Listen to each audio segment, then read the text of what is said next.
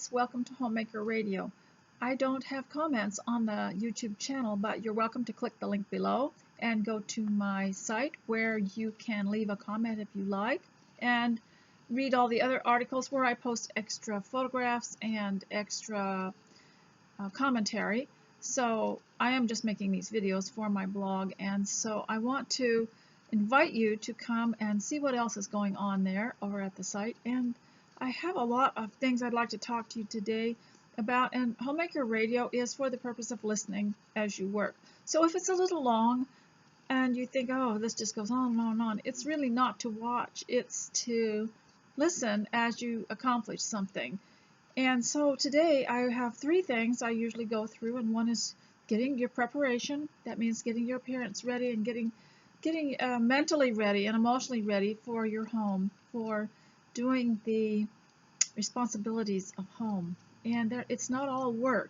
Some of it you are responsible for, some things that are quite leisurely. You're responsible to do some of those things too. And throughout my videos I discuss some of these things. But before you go, I think that it's important also to get dressed. And if you haven't done that yet, I would invite you to go do that and then get back to the video. To go and get dressed means that you are signifying that the day is going to stay here and it's going to go on, and life isn't over yet. That's what it does. That's what it does to you. That's what it does for your children. Put on clean clothes, and you know, I found that pressing clothing, ironing them, helps make people feel renewed. The clothing is fresh. It's almost new. I have a very small window of light today. I don't have lighting for my videos. I sit in front of a window and I have a very small amount of time for this light to come in, and so I wanted to come here while it still was there, because we're in the middle of a terrible storm. The sky is absolutely black in the distance. It's just coming and going, and it woke me up in the night around 3 o'clock. So around 3 o'clock I got to thinking, am I just going to lay here unable to get back to sleep, or should I do something? So I decided to do something, and eventually the sleep will catch up with you. You'll be able to sleep. But one of the things that I was thinking of was how important that list is. So if you haven't got dressed, make sure you go do that and do your absolute best. I have a friend who likes to demonstrate skincare.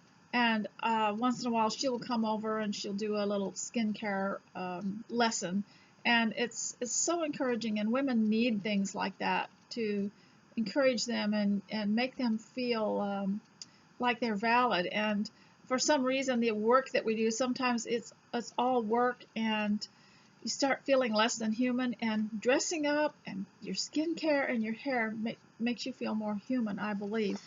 And one thing is, I have these little lists from list pads I get at Dollar Tree, and that's my daily stuff, and it's always such a pleasure because it's short, and I can click off. I can put an X by the things that I actually did, and I always have this on the list of coming and talking to you, and I like to do that first thing, because then I'm not frazzled by the extra things that I have to do. So today I have made on my list that things that I'd like to do, things that I have to do. Now what I'd like to do is write my newsletter.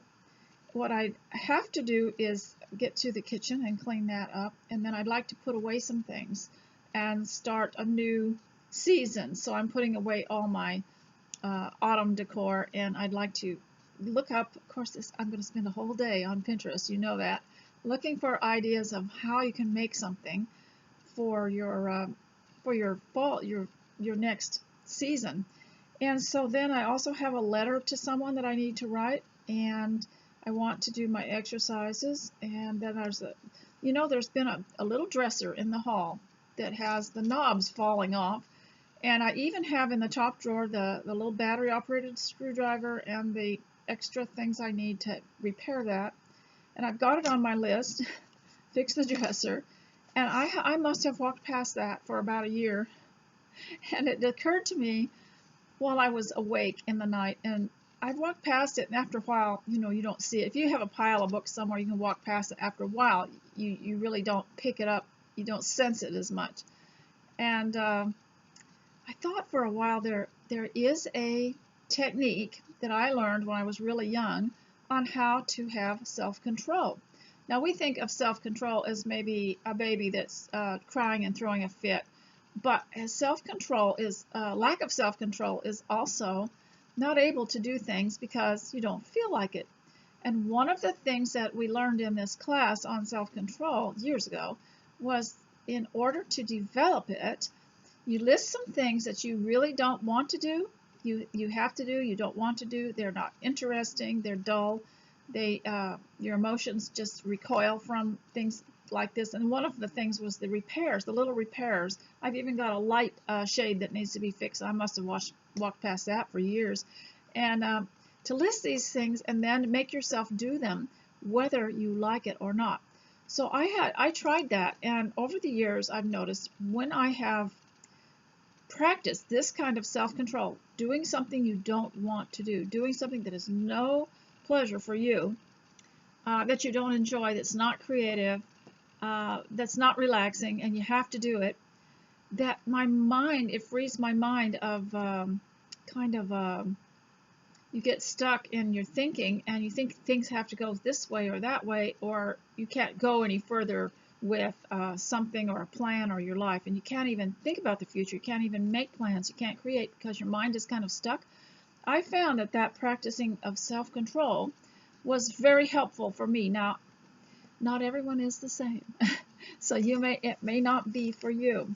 Now, before you go to get your work done, now remember this is a listen as you go, I want to share my teacup with you, and it's from Duchess China. Someone gave it to me years ago when I was in Australia, and she got it at a thrift store, and I really appreciate it. It's so pretty.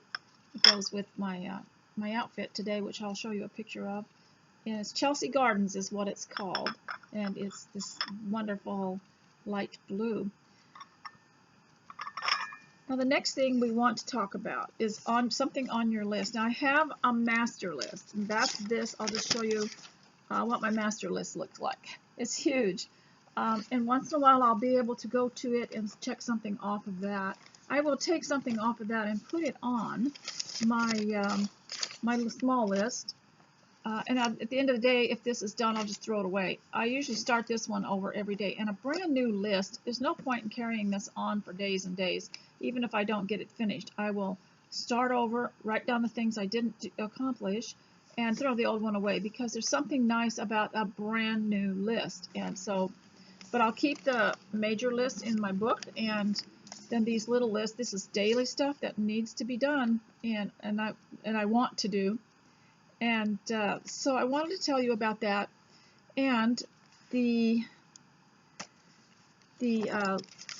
on your list here. I know it seems rather personal and silly, but you really do need to list the word prayer.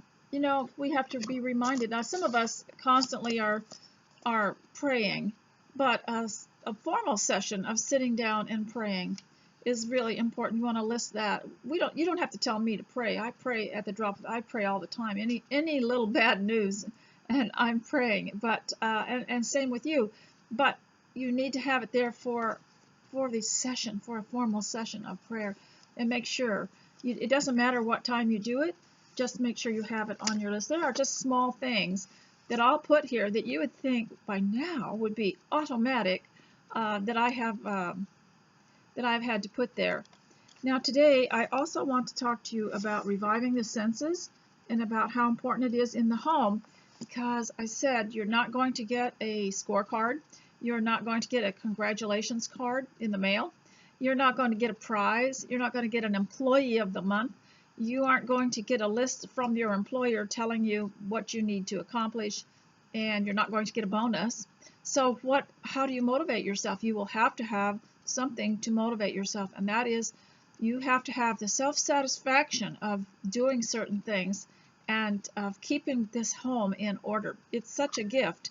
It's a place, the home is a place, it's a better institution than any in the whole world. You don't have to please the whole world when you decide to take care of it or decorate it, because it's yours and you're responsible for it. And the Bible says that women should guard and guide the home. So that's a huge job. I hope that you looked up that word guard in the Greek in that particular scripture, which is I believe it's part of Titus 2 and maybe 1 Timothy 5:14 and other places where it talks about women guarding and guiding the home.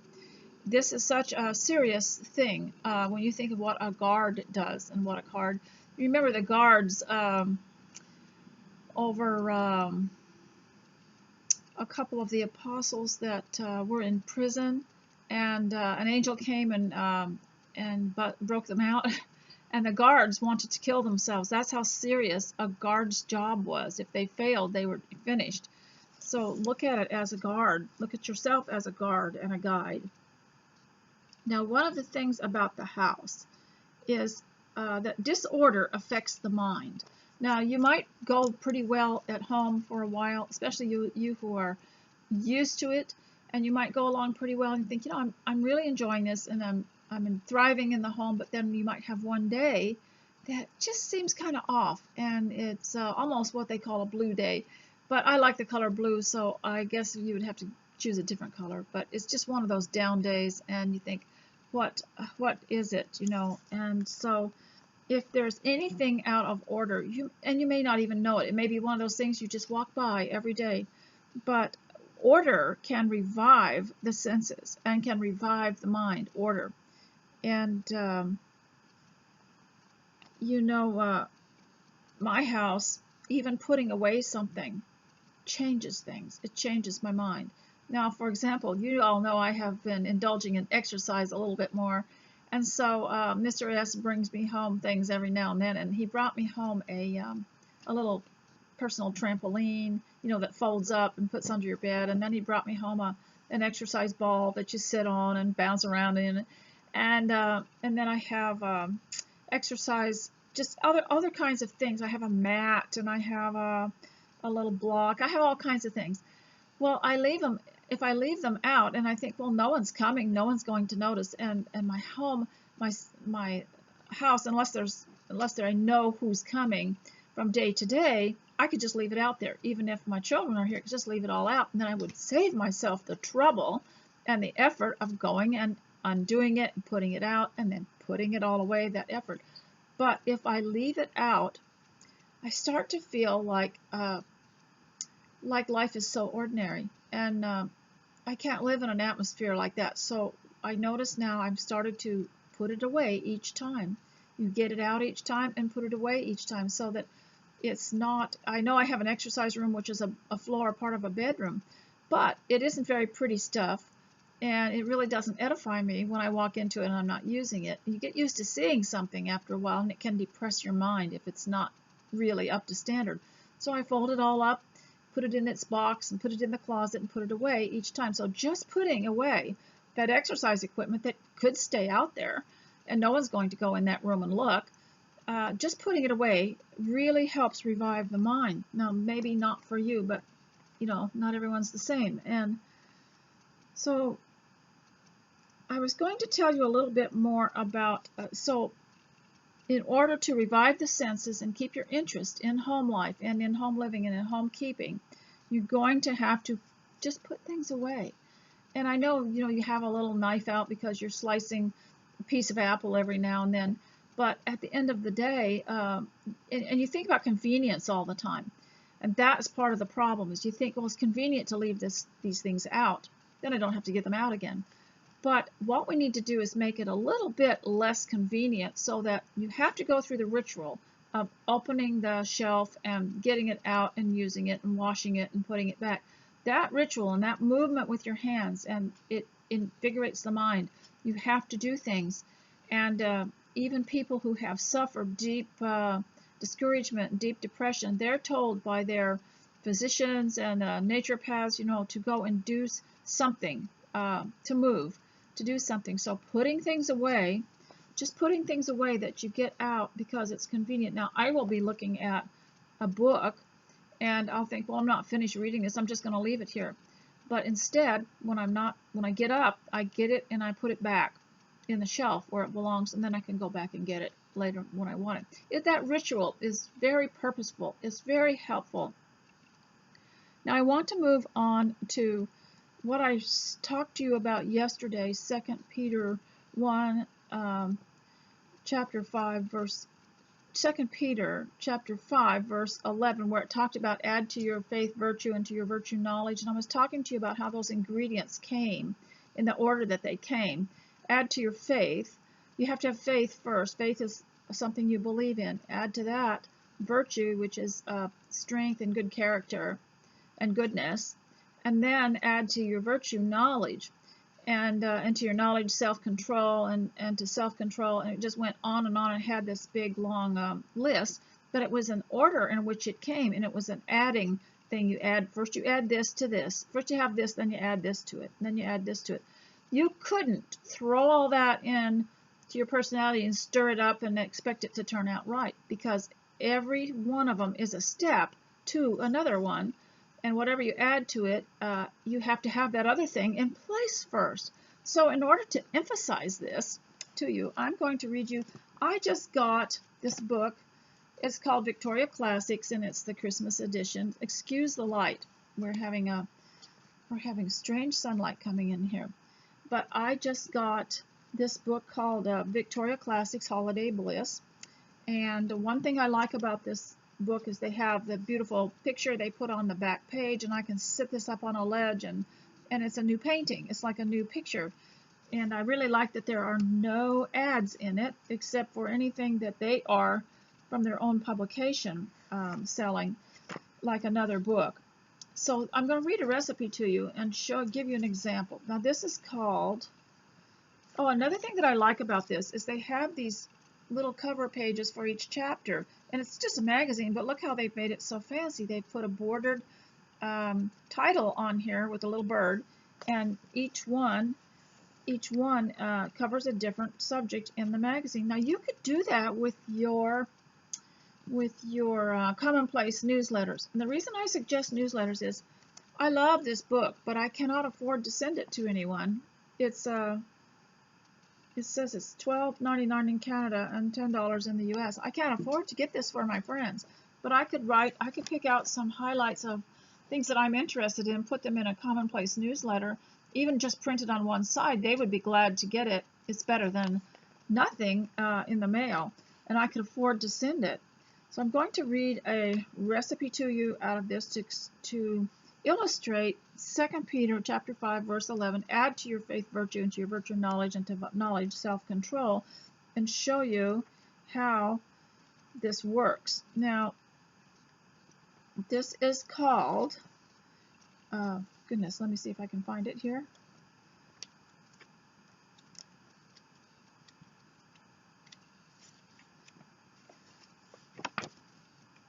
Still looking.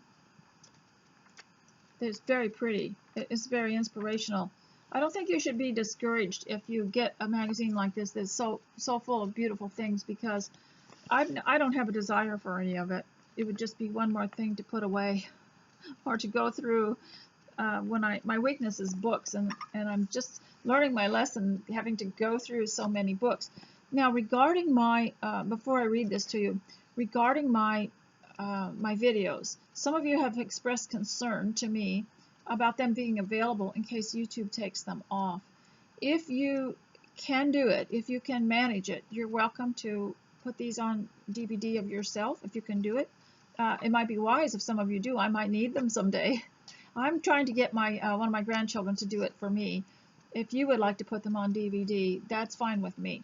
The only thing is I don't want people to copyright them or sell them. If you want to do it, that's fine, you know, for your own personal use, that's fine. And if you could get them all, I think there might be 50 to 75 of them, I'm not sure. If you can figure out how to put them on a DVD, that I don't mind that at all.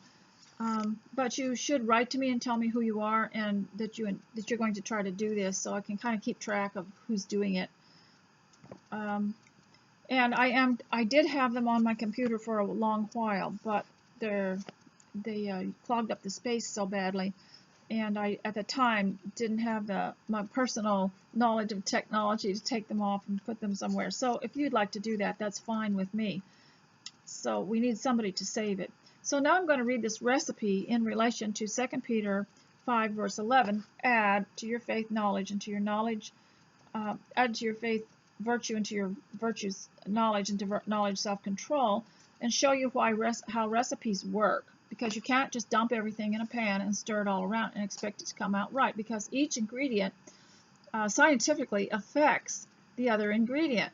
And that's why you should study that little passage and work on one ingredient in the order that it comes, and then add the next ingredient. So here are the ingredients. It's called orange rosemary cake. And I know a lot of you don't eat sugar or sweets, but you can mentally substitute some of these things. This is just for illustration. You have granulated sugar, chopped fresh rosemary, butter, eggs, vanilla, flour, baking powder, baking soda, salt, butter, milk, sour cream, and orange cream cheese frosting. Now, this is why you have to, if you're a homeschooler, teach your children how to read a recipe. They don't just look at that, go and get the measuring equipment, and just start dumping it in a pan. You have to mix the dry ingredients first in a separate pan, then you have to mix the liquid ingredients in another one, and then you have to blend it all in. But even though you know that, you still better go read the directions on how to do it. And it's the same as a pattern for a dress. It will say you need 4.5 yards of cotton fabric, you'll need a zipper, you'll need thread. But you don't just cut out the pattern and the fabric and start putting it together. You've got to look at the directions, because you have to sew the shoulder seams first, and then you have to put the sleeve in next, and then everything has an order in which it comes. Otherwise, it will, if you've ever done a little quilting project where maybe you're making a flower out of little squares, and you don't put it in the way they say it does, it won't work. So preheat oven, prepare cake pans with non-stick baking, and then put flour on them. In a work bowl, combine sugar and rosemary, processed till the rosemary is finely chopped. In another bowl, beat butter and sugar mixture at a high speed until fluffy. Add the eggs one at a time, beating well after each addition. Then beat in vanilla extract. I have, when I was younger, thought that I knew better, so I just like throw in all this stuff and then try to mix it, and it just turns into a big mess. And it does, and the texture is not good at all, and nor is the flavor. So there's a reason. A lot of times when you're making things on top of the burner, on top of the heat, you can't add your flavorings until the very last, because the heat will ruin them. So this is really important. And then in a medium bowl, stir together flour, baking powder, that's your dry ingredients, and your salt, and then gradually add that to the liquid mixture, alternating with buttermilk, beginning and ending with the flour mixture, beating just until combined after each addition. You see, you've got to, this is a science and this is an art, and you have to read this carefully. And then it tells you what to do after it's done, and to let it cool. You can't just take a cake out of the oven and then put the topping on top of it. It'll just melt. So that is why I'm reading this to you, because I wanted to emphasize 2 Peter 5 verse 11, which I talked to you about in the previous video. Add to your faith virtue, and to your virtue knowledge, and to your knowledge self-control. And there are a lot more things after that, but you can't just jump ahead and say, oh, I like knowledge best.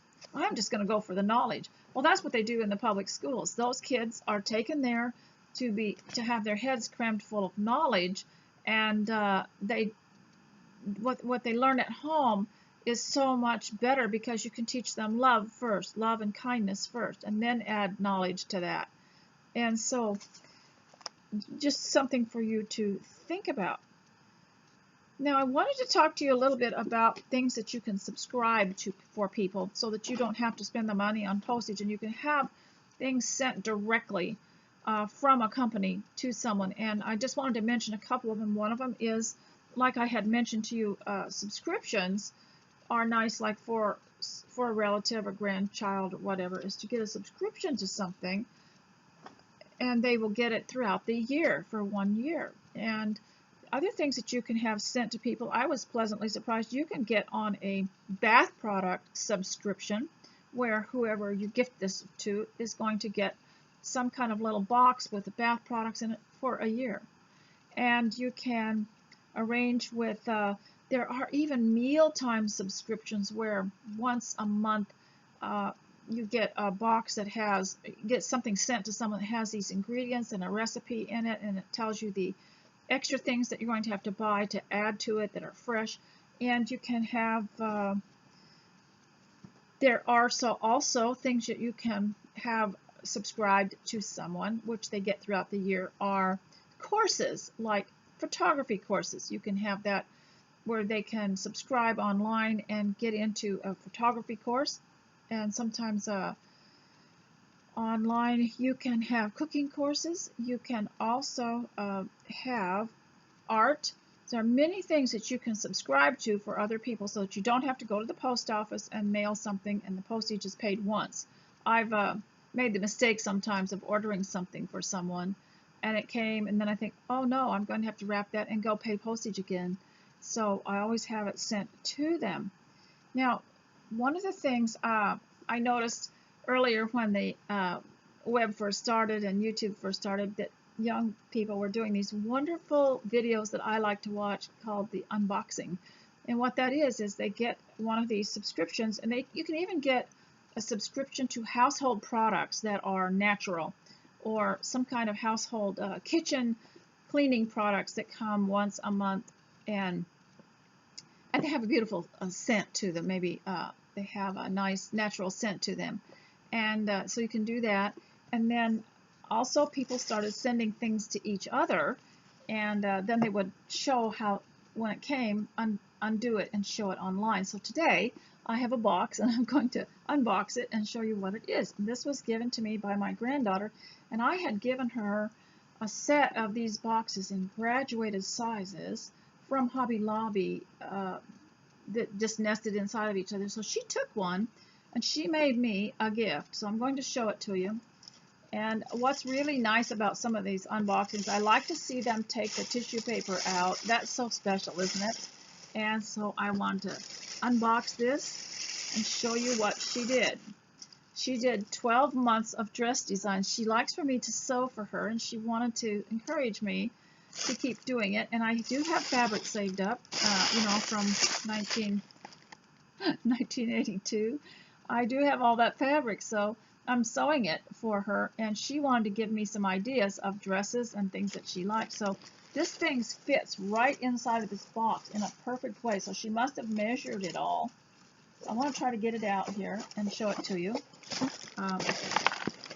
This has the neatest stuff on it, and she has a little tassel here that she made that's a teacup, and looks like it's made out of clay, or I sent them some clay so that they could make things with it. So she's made me a teacup and a teapot on the binding here.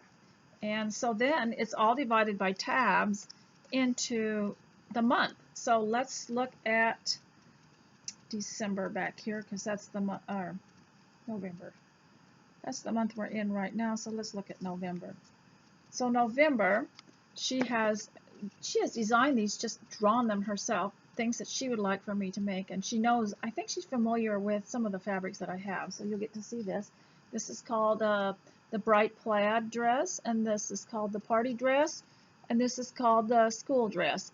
Now, the school dress, she's homeschooled, but she gets dressed up for school, and I think that it's really interesting how she has her mind set on a different event, and she creates an event out of everything. So then, let's see what's coming up in December, shall we? She has a Christmas dress for me designed. I mean, these are for her, but and she has a winter days dress.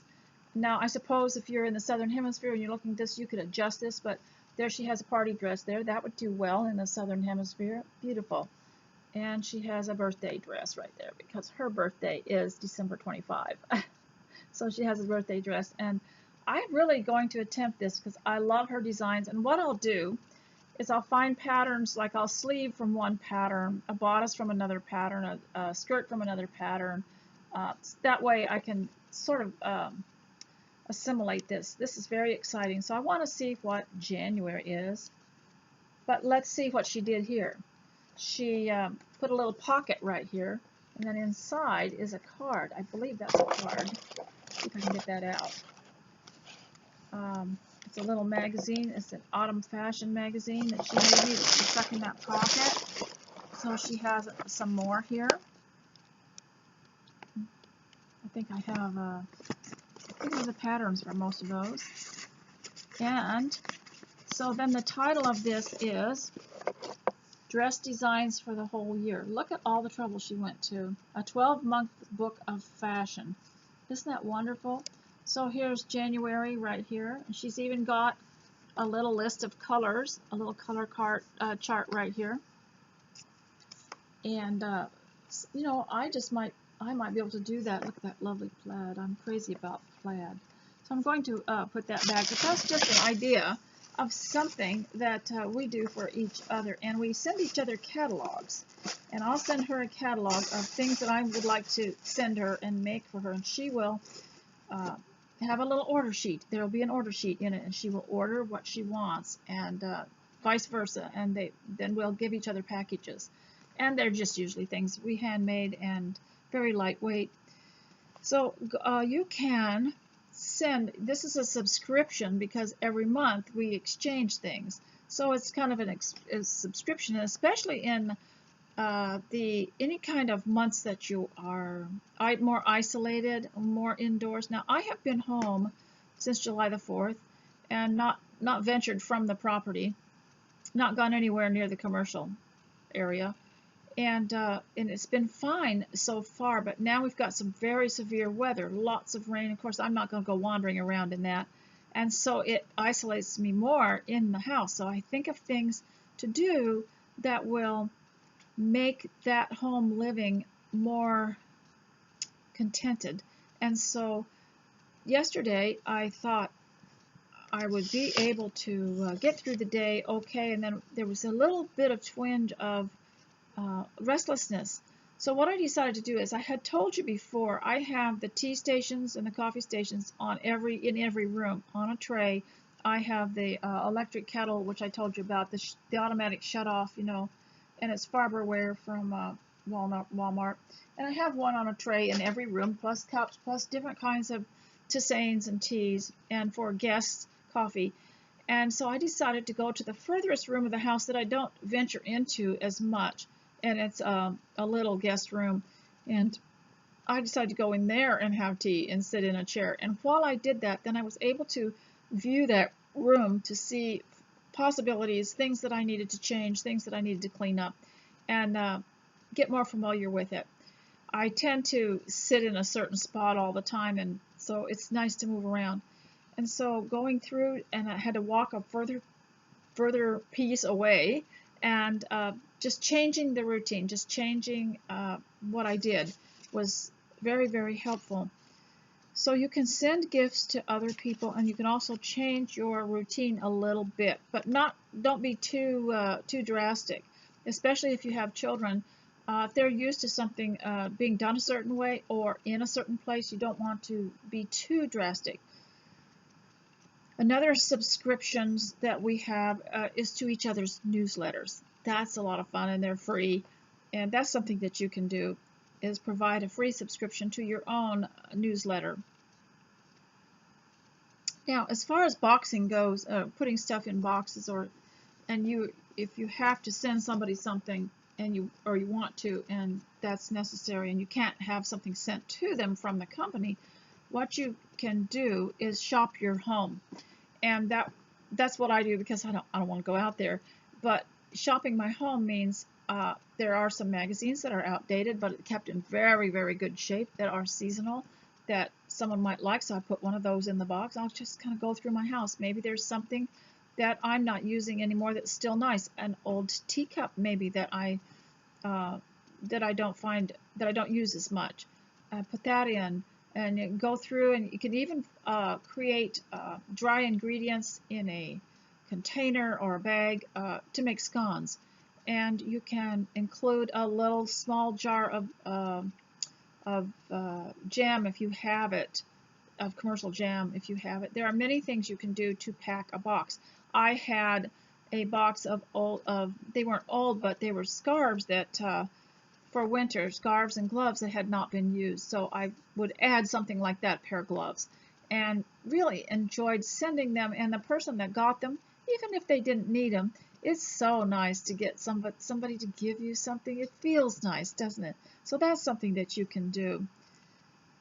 So I wanted to talk to you a little bit about wholesome speech, because wholesome speech for Christian ladies is so important. And I had briefly talked about it before and spoken to you about how we women would never think of swearing or condemning, but there are things that women have to be careful not to talk about. And I have noticed this on some blogs where they're teaching Titus 2, but they get very graphic about things that they probably shouldn't be talking about.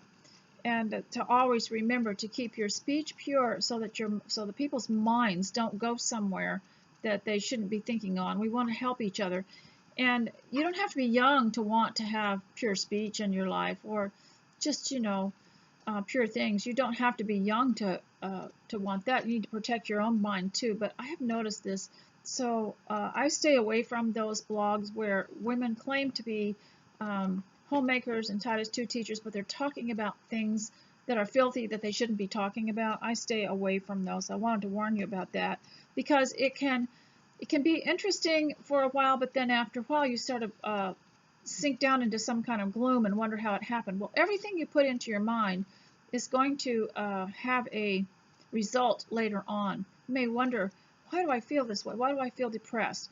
And kind of trace it back to what you have read that day. Trace it back to what you have listened to that day. And I will include more links to citizens broadcasts on YouTube who really research what's going on in the world right now. And also X22 Report is no longer on YouTube, but they do have a site, x22report.com.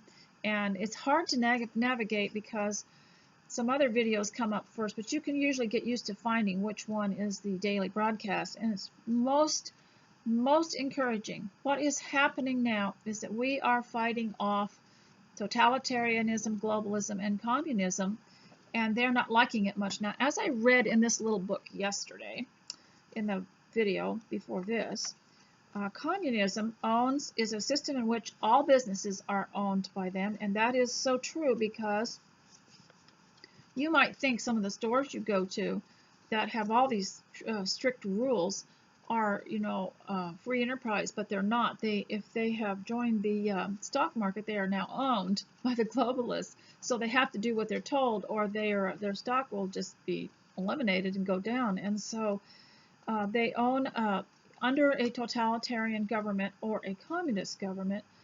The stores and businesses are all owned by them. The land is owned by them. Even the churches are owned by them. And private property, there's no private property. And the way that they get it is they tax people so much on their property that you actually never own it. You just rent it from the government.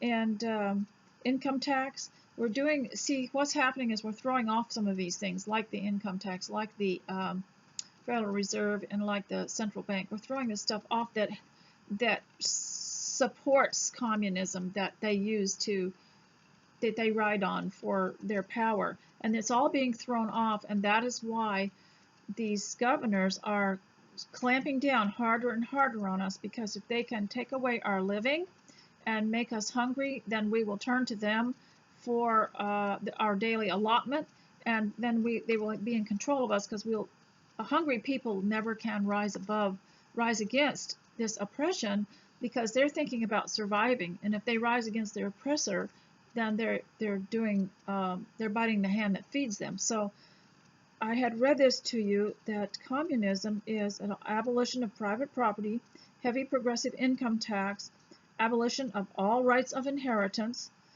and all of these things are being changed over by the people right now. And our president, where he is doing away with, and also the creation of inheritance tax, he's done away with that. so that you can keep your parents' property and not have to sell it to pay the taxes.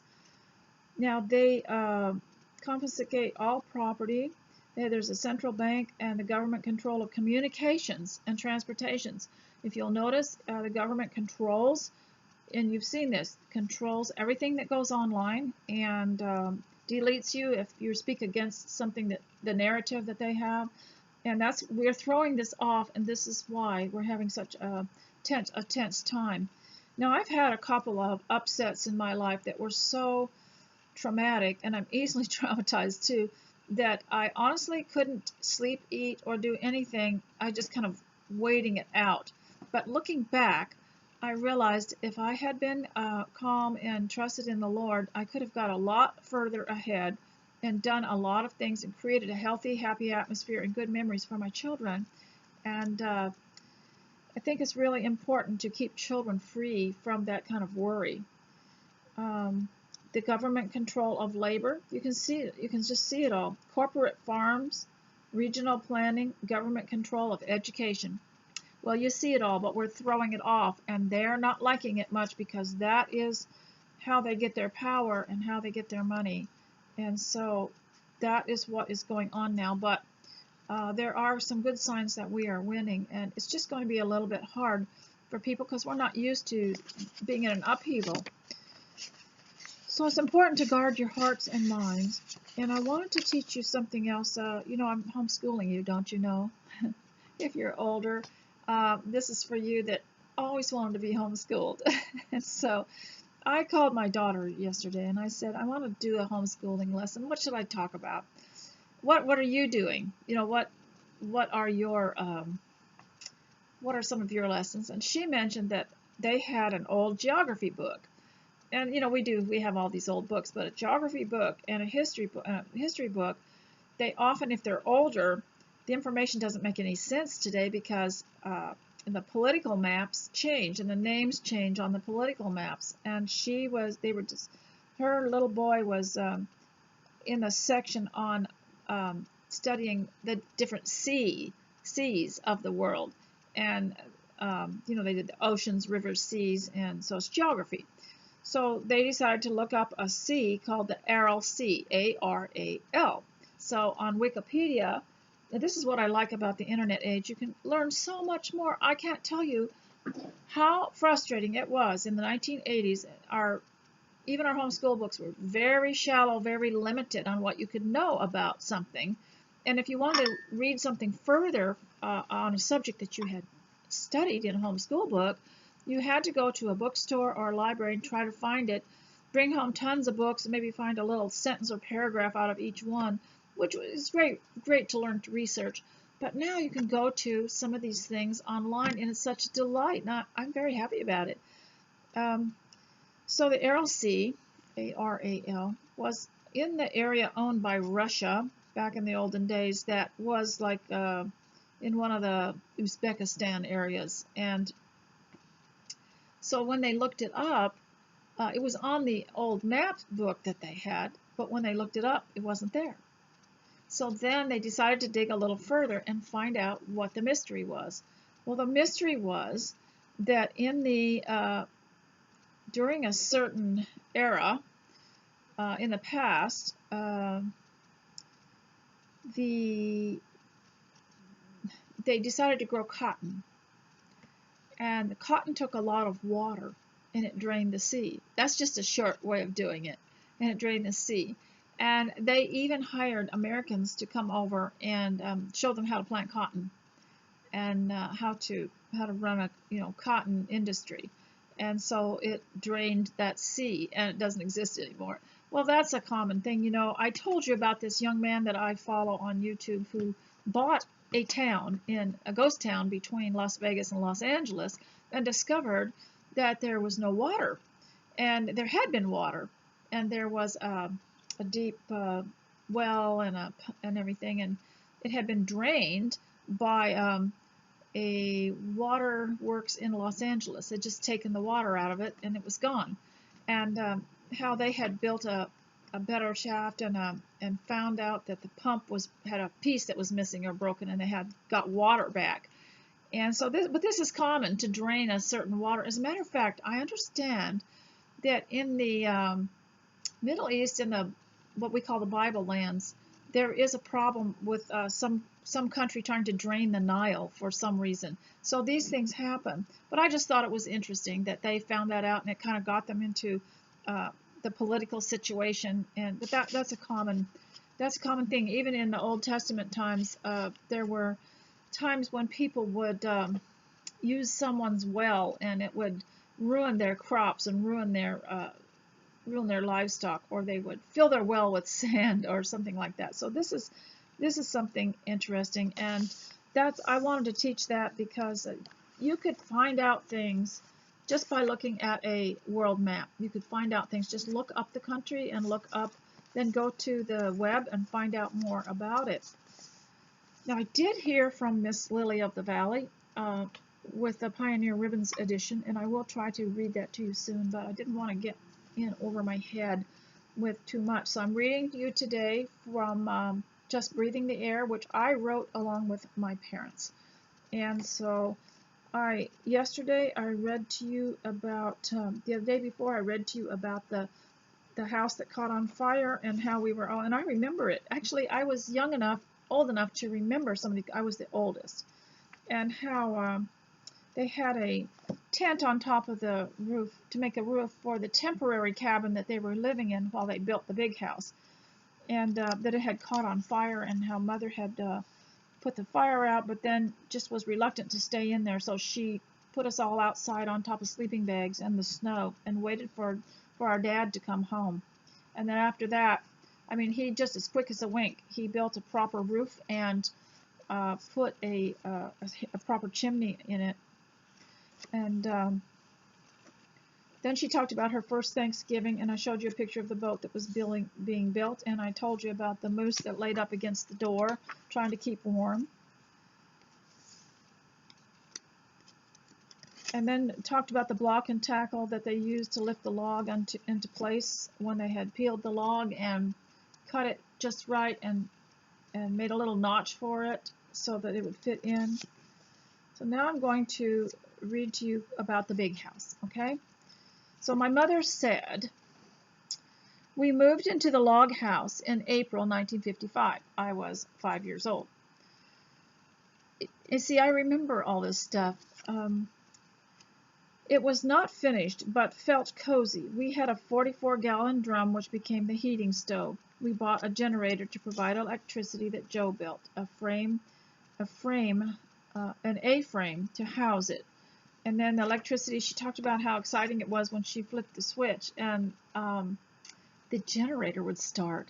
He had rigged it so that she could start the generator just by turning a light on.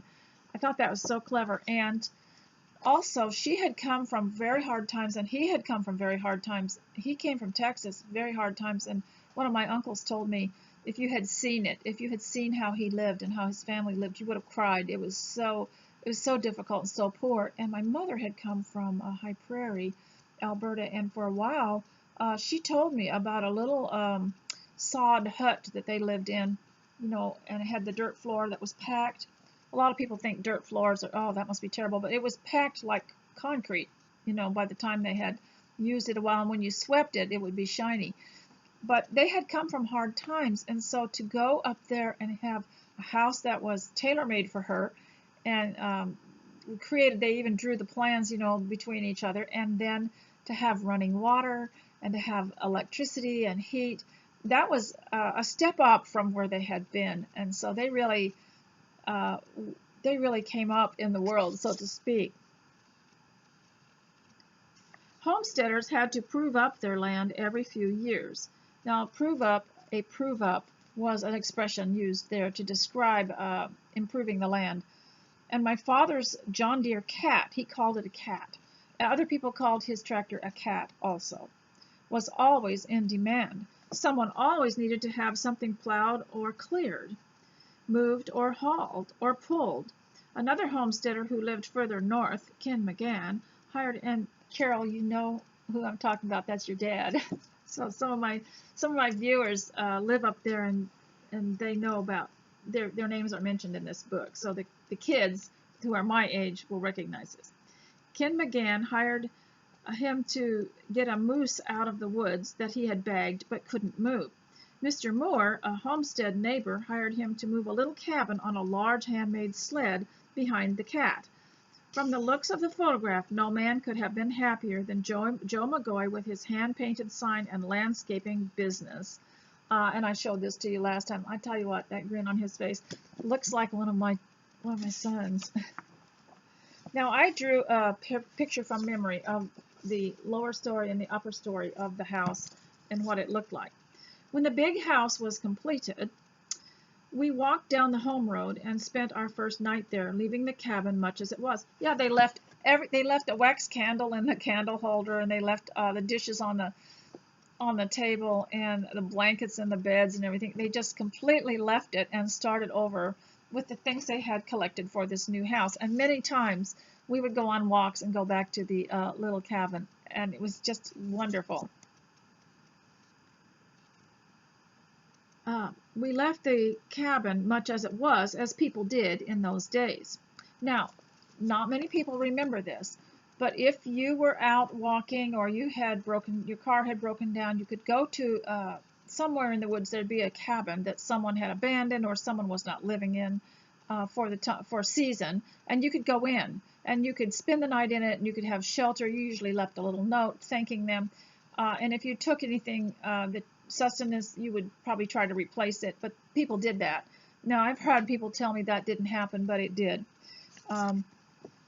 As we grew older, we sometimes visited the old cabin. See, I'm always telling you these backstories because this book would be very thick if it had everything in it that I'm talking about.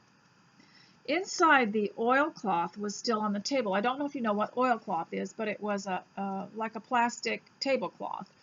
And I bought some ingredients the other day that you could, it's a glaze that you can put on regular cloth and it'll turn it into oilcloth because I wanted to try it just for sentimental reasons.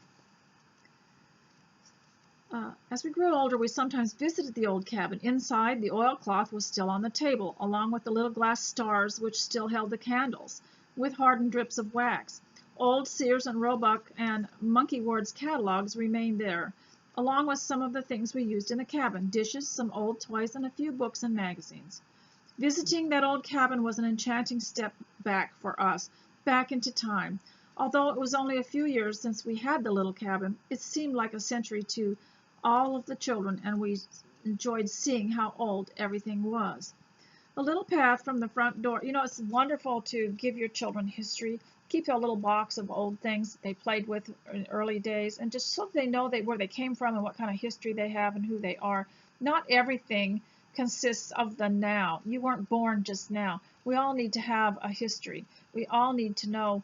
Now, what I did is, if there were things that I didn't have from my past, I could recreate them. I could go to antique stores and find the little candle holder that was produced in the 1950s and bring it home, and then I would have it.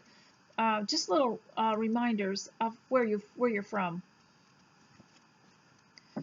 A little path from the front door of the cabin led to the shore of the lake. Mama had planted pansies and sweet williams outside, and it was always a wonderful, nostalgic delight to us kids, as we called ourselves. It's us kids. We just said, can us kids do this? Can us kids? That's the way we spoke. It was great fun to go inside the cabin and pretend we were neighbors from the big house making a call on someone in the little cabin. The big house was added to and improved upon. Before our grandmother visited us in 1963, Daddy completed the addition on the left side with double French doors. It housed a bathroom with modern plumbing. Today, the pipes are still there, wrapped in the wires which were connected to the electrical box. They were insulation wires in the light plant. These wires kept the pipes from freezing. The drain field was down by the swamp. Now, there's the smoked salmon. King salmon was smoked with alder wood. No smoked salmon since then has tasted as good. Sometimes I'll have Mr. S go down and get me some smoked salmon from someplace, and it just doesn't even taste the same. And it was part of a family food that lasted throughout the winter, or was supposed to. However, it was just so appetizing that it probably did not last as long as it was intended. Now, I had a recipe for this which he included. Mama sometimes heated it up and served it with potatoes from the garden for our supper. And this is what my dad said. I soaked the strips of raw fish in a brine of boiled water with salt and brown sugar and hung them to dry so that they could get the smoke all day. Mama baked bread, which was always so good that there was no need for a bread box. It used to fascinate me back in the 60s. People had bread boxes like that. Why would you need a bread box and cookie jar? Who would need a box or a cookie jar? We ate that stuff as soon as it was cooked, and there was no such thing.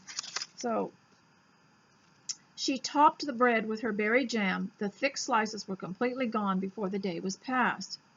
Groceries, canned, dried, and packaged goods were ordered from the Best Western food supply store. They were kept in the shed in boxes. The shed was on the left side of the house, and it was a store to us. I had heard that the children who lived in town received what is called an allowance, usually 25 cents or 50 cents per week, which was a fortune for children in those days, especially if you saved it up. I begged my parents to give us an allowance. Although they never had considered such a thing, they relented. The allowance, however, was contingent on the work we would do. Before we could get anything, we had to clean up the yard around the big house, pick up stray sticks, paper, pieces of wood, and other debris. After that, the girls had to wash the dishes and clean the table, and the boys had to stack the wood. Eventually, we were given our allowance, but our mother had some greater plan in mind. She prepared lunch and put it outside on the picnic table. Since some of the food came from the Best Western case lots stored in the shed on the side of the house, we were very excited. She had ordered treats that we don't normally have. One such treat was a fizzy you dropped in water to make a fizzy drink, and it came in many flavors. Other tasty things were saltine crackers, powdered milk, canned sausages, and canned pears. We enjoyed these things so much and often asked if we could have them, so we were very pleased to see such a feast. Not so fast, said our mother. Each item on this table costs money, and she had little pieces of paper that showed how much it was. The fizzies are 5 cents each. The crackers are a penny apiece. The pears are 10 cents for a serving. Milk is another 5 cents. This was surely a different way of doing things, so we played store with her. We played store with our mother and sat down to eat, our pockets emptied of our hard-earned allowance. Daddy usually reminded us of the lesson that was learned here. There is no such thing as free lunch. And he spelt it Tinstafel, Tinstafel. So that was what I named my publishing company, Tinstafel, because there's no such thing as free lunch. And he had invented it and taught it to us. It was my parents' way of teaching us about economic reality. And then I have a little scripture I included, Psalms 116:12. What shall I render unto the Lord for all his benefits towards me? So, the first day of the week. So I want to read this because, as you can see, my light is fading. On Sundays, after we had moved into the big house, Mama took us back to the cabin for Sunday school. There, among the old catalogs and books, she read stories from the Bible and told us to draw it with our crayons on paper. We were up to the challenge of illustrating the creation, the ark, the lion's den, and Jesus walking on the water. Taking us to Sunday school at the cabin was a great event because to go anywhere, and even to the cabin down by the road, was always a privilege. We did not go to town every day, and sometimes months would pass without being able to venture off the property. Going to the cabin was almost like going to town. There we sang children's songs like Jesus Bids Us Shine, the Fishers of Men. Later, when we worshiped at home on Sundays in winter months, we sang Faith is the Victory, Savior like a Shepherd lead us. In the morning of joy, Jesus saves, and Faith of our fathers, which our parents taught us. And God Will Take Care of You has become the theme song of my homestead memories. I remember some of the lessons plainly. One was about Solomon's test as a judge. Mother she would tell us this. She knew it by heart. 2 women brought him their problem, and one woman said that the other had stolen her baby boy because in the night her own had died. Solomon said, well, I'll solve it. We'll just cut the baby in half. The real mother, horrified at the thought of killing her own innocent baby, said, "No, no, just give it to the other woman."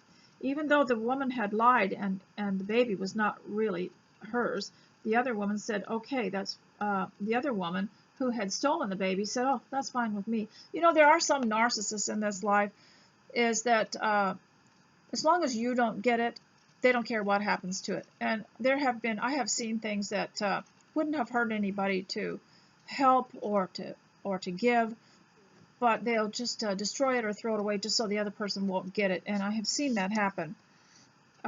So she said, the woman who had stolen the baby said, "Okay, that's fine with me, cut it in half." The other woman was so selfish that she didn't care what happened to the baby as long as the other woman didn't get it. You'll see that in people. You have to watch for it in your home too. Solomon rightly concluded that the woman who wanted to save the child's life was the real mother, and he gave the baby to her. Mama always used this lesson whenever we quarreled over something by offering to divide it in half. Among the childhood lessons of life was the biblical maxim to treat others as you would like to be treated. If you want kindness and generosity from your brother or sister, be kind and generous to them. If you don't want to be hit, lied about, or stolen from, do not hit, lie, or steal, admonished our mother. Another story was the account of Abraham and Lot when their flocks had increased so much that they could no longer share the land. I imagined a land just like ours, where the moose and the caribou might have multiplied and filled it up. Abraham let Lot have the first choice of the land where he could settle.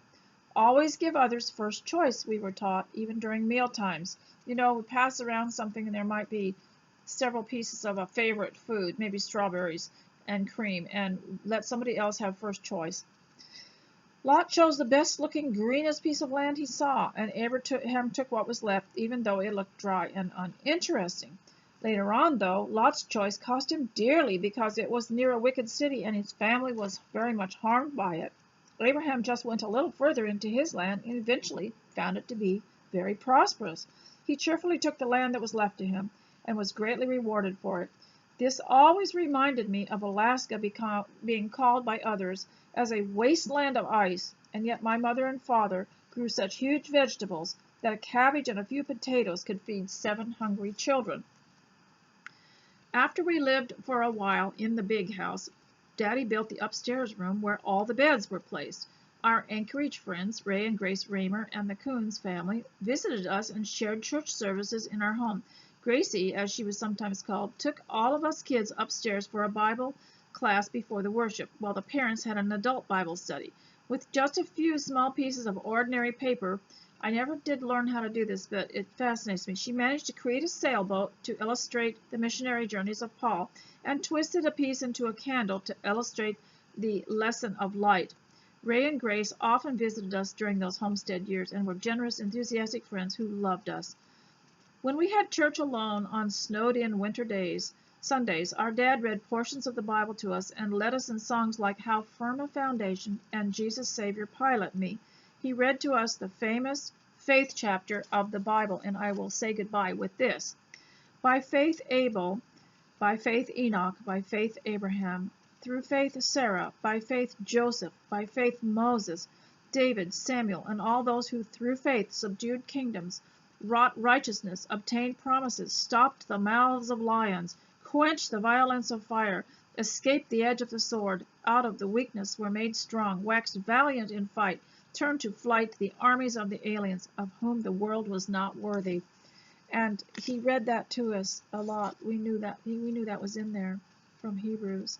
So, ladies, I'm going to let you go now because I've been speaking for over an hour, and I want to say that I am very honored that you came and that you listened to this while you were doing some work, and I hope that you will all benefit by it in some way. And if this was not long enough for you to finish something, then just go to the continuous play on the left, click that on, and the next one will come up.